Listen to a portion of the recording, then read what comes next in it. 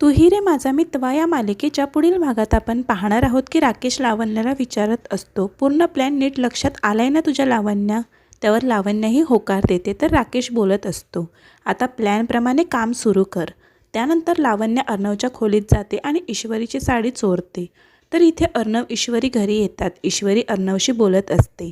गणूबाप्पाचं दर्शनही झालं आणि घरी वेळेतही पोचलो. असं बोलत असताना ईश्वरीचा पाय मुरगळतो आणि ती अर्णवच्या मिठीत पडते. अर्णव ईश्वरीला विचारत असतो, तू ठीक आहेस ना मिस इंदोर?